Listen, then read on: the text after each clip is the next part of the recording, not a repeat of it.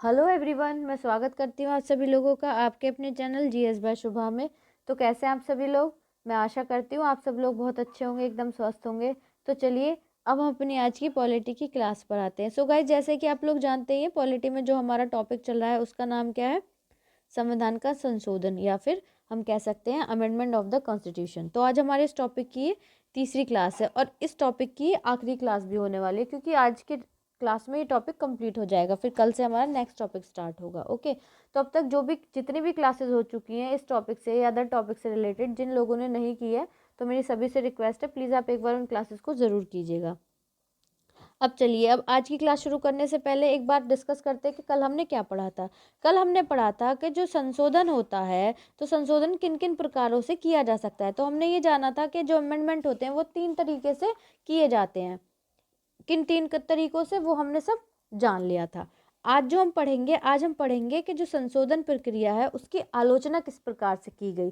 तो हर चीज़ को तो क्रिटिसाइज किया ही जाता है, कुछ लोगों को कोई चीज़ पसंद नहीं आती तो वो तो हर चीज़ में क्या है, उसमें उसको क्रिटिसिज्म करते ही हैं, क्रिटिसाइज करते ही हैं।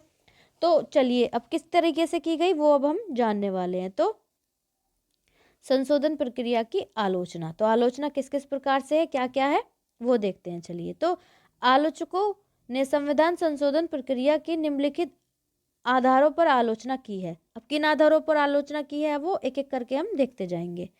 तो सबसे पहले क्या कहा गया? सबसे पहले कहा गया कि संविधान संशोधन के लिए किसी विशेष निकाय, जैसे मतलब जो हमारा संविधान का संशोधन है, जो कॉन्स्टिट्यूशन में जो अमेंडमेंट है उसके लिए विशेष निकाय, जैसे क्या हो गया विशेष निकाय? संवैधानिक सभा हो गई, जैसे अमेरिका की है, या संवैधानिक परिषद हो गई, हेतु कोई उपबंध नहीं है। मतलब इसमें कोई उपबंध नहीं दिए गए हैं, संशोधन संबंधित कोई उपबंध नहीं दिए गए हैं। संसद को विधायी शक्ति व्यापक रूप से प्राप्त है। अब जो संसद है उसको क्या है, संविधायी शक्ति क्या है, व्यापक रूप से प्राप्त है। कुछ मामलों में राज्य विधानमंडलों को भी है। तो मतलब ऐसा कहा गया है कि कोई उपबंध नहीं है, और साथ ही साथ जो संसद है उसको संविधायी शक्ति व्यापक रूप से प्राप्त है। कुछ मामलों में राज्य की जो विधानमंडलें हैं उनको भी प्राप्त है।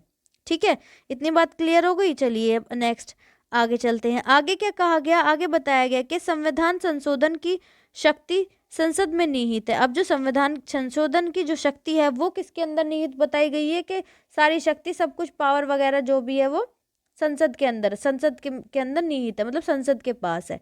इस तरह अमेरिका के विपरीत जो राज्य की जो विधानमंडल है, विधानमंडल राज्य या विधान परिषद के निर्माण या समाप्ति के प्रस्ताव के अतिरिक्त कोई विधेयक या संविधान संशोधन का प्रस्ताव नहीं ला सका। तो जिस वजह से क्या हुआ, जैसे जैसे अमेरिका में हुआ था उसके उल्टा हुआ कि जो राज्य की जो विधानमंडल है, राज्य के अंदर मतलब राज्य से मतलब जो स्टेट्स हैं उनकी जो विधानमंडल के जो राज्य हैं या फिर विधान परिषद के निर्माण या समाप्ति के प्रस्ताव के अतिरिक्त इसके अलावा कोई और ऐसा विधेयक या संविधान संशोधन का प्रस्ताव आज तक आया ही नहीं है, लाया ही नहीं जा सकता। ठीक है, आगे इसमें क्या बताया गया? आगे इसे कहा गया है कि यहाँ भी संसद इसे या तो पारित कर सकती है या नहीं, या इस पर कोई कार्यवाही नहीं कर सकती।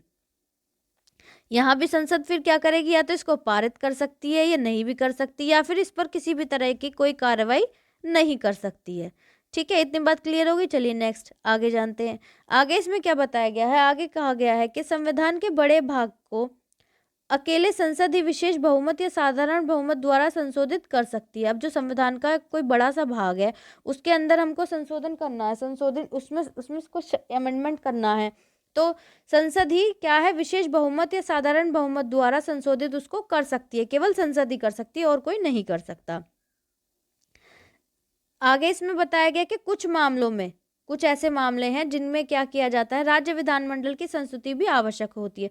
कुछ मामलों में जो विधानमंडल है राज्य की, उनकी भी परमिशन या उनकी भी संस्तुति आवश्यक होती है, वह भी उनमें से आधों की, वह भी मतलब उनमें से क्या है, अगर आधे भी एग्री हो जाएंगे, आधे भी हाँ बोल देंगे तो भी क्या है वो पारित हो जाएगा। जबकि अमेरिका में क्या है, 3/4 राज्यों की के द्वारा अनुमोदन होना आवश्यक है। अमेरिका के अंदर ये है कि कम से कम संसद की तो हो ही हो, बाकी 3/4 राज्य की हो। लेकिन भारत के अंदर क्या है, संसद की हो और जितने भी राज्य उनमें से आधों की हो।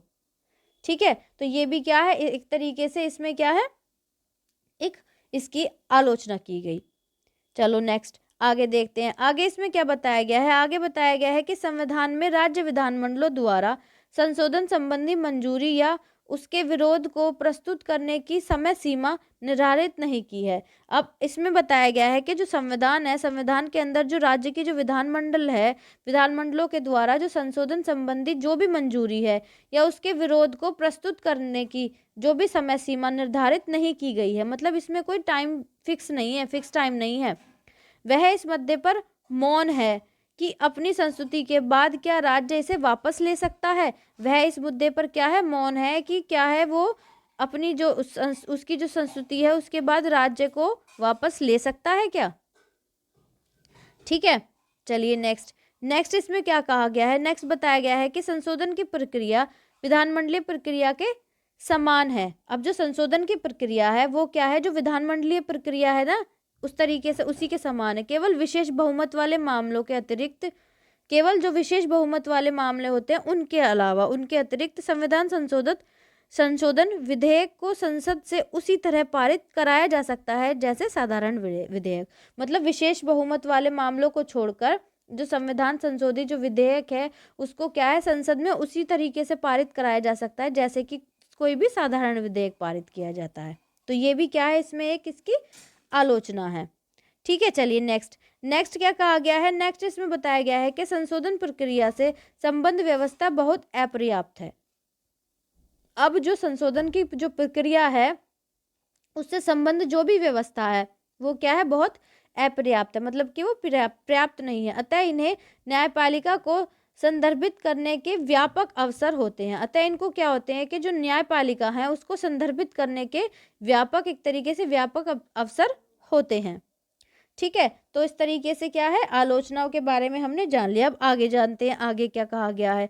आगे इसमें बताया गया है कि इन कमियों के बावजूद, जो भी ये कमियां हैं, ये 7 कमियां जो मैंने गिनवाई हैं या जो हमने पढ़ी हैं, तो इन कमियों के बावजूद क्या है, यह नकारा नहीं जा सकता कि प्रक्रिया साधारण व सरल है और परिस्थिति और आवश्यकता के अनुसार है। यह हम नहीं नकार सकते कि जो प्रक्रिया है वो साधारण है और सरल है और परिस्थिति और जो आवश्यकता है उसी के अकॉर्डिंग है, उसी के अनुसार है। आगे क्या बताया गया है?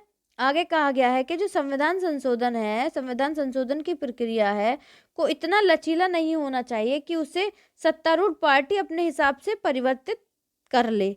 मतलब प्रक्रिया को इतना भी लचीला नहीं होना चाहिए कि जो सत्ता में पार्टी है वो अपने हिसाब से उसके अंदर अमेंडमेंट कर ले, उसको परिवर्तित कर ले, और न ही इतना कठोर होना चाहिए कि आवश्यक परिवर्तनों को भी स्वीकार न किए कर पाए, और इतना भी कठोर नहीं होना चाहिए कि जो आवश्यक परिवर्तन हैं, जो होने ही होने हैं, बहुत ज़रूरी हैं, उनको भी स्वीकार न कर पाए। ठीक है, तो आगे कौन आते हैं? आगे आते हैं केसी भैयर। तो उन्होंने क्या कहा? उन्होंने ठीक ही कहा। क्या ठीक कहा है? कि लचीलापन व जटिलता के बीच बेहतर संतुलन है। मतलब जो हमारे भारतीय संविधान की जो ये अमेंडमेंट है, तो मतलब अमेंडमेंट की जो प्रक्रिया है, संशोधन जो प्रक्रिया है, तो वो क्या है, वो लचीलापन और जटिलता का बीच, मतलब इन दोनों के बीच क्या है, बेहतर संतुलन है। इस संदर्भ में पंडित जवाहरलाल नेहरू क्या कहते हैं? तो पंडित जवाहरलाल नेहरू ने संविधान सभा में कहा, क्या कहा? उन्होंने क्या कहा इसके संबंध में?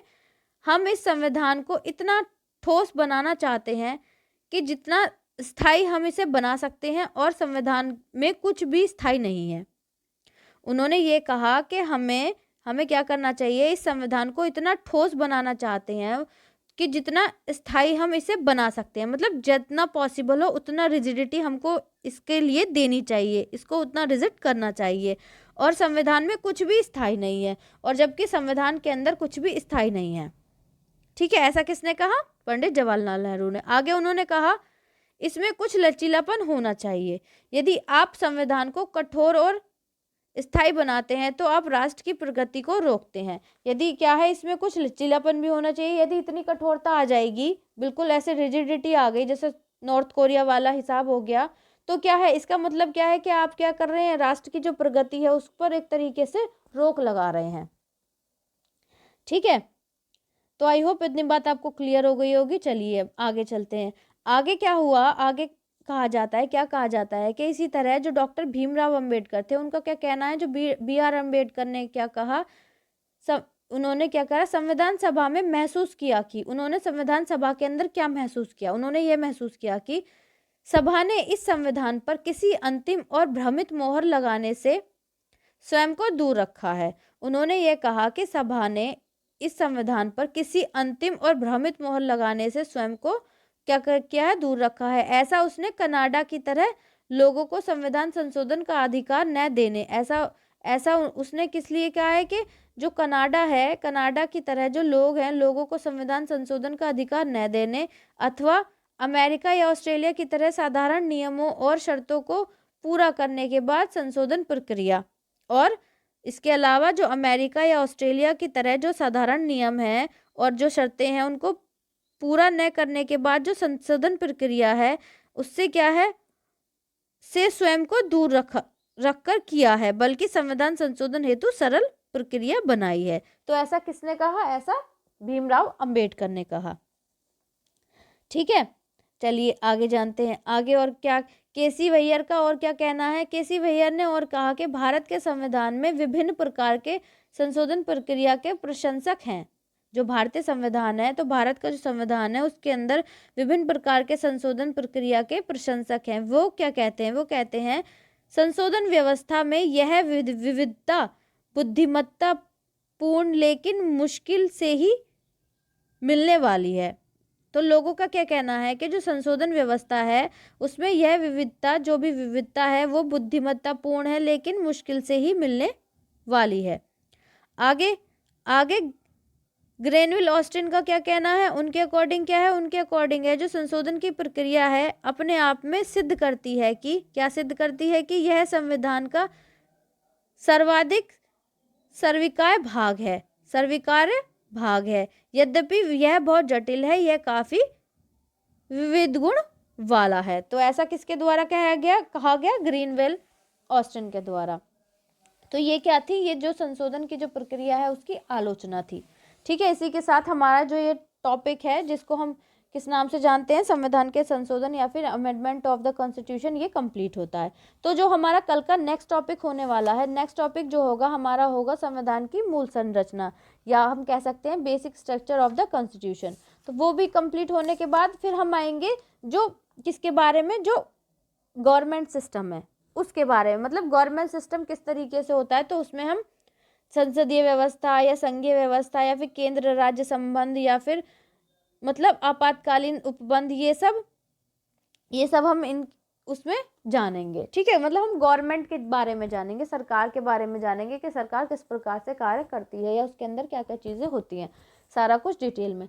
तो आई होप आज की क्लास आपको अच्छी लगी होगी। अगर अच्छी लगी तो प्लीज़ कमेंट में ज़रूर बताइएगा और क्लास को लाइक ज़रूर कीजिएगा और बच्चों तक भी इस क्लास को और इस चैनल के लिंक को ज़्यादा से ज़्यादा शेयर कीजिएगा। आप जो भी सोशल मीडिया अकाउंट यूज़ करते हैं, ताकि ज़्यादा से ज़्यादा लोग इस चैनल से जुड़ सके और डिटेल में जीएस पढ़ सकें। अगर आप इस चैनल पर नए हैं, पहली बार आए हैं, तो प्लीज़ चैनल को सब्सक्राइब जरूर कीजिएगा और बेल आइकन को प्रेस कीजिएगा, ताकि जब मैं वीडियो अपलोड करूं तो आप तक नोटिफिकेशन आ जाए और आप अपनी पढ़ाई को कंटिन्यू कर सके। सो गाइज, आज के लिए इतना ही है। अगर आपके कोई सजेशंस है तो प्लीज़ आप कमेंट में ज़रूर बताइएगा। तो अब मिलते हैं नेक्स्ट क्लास में, तब तक के लिए थैंक यू वेरी मच।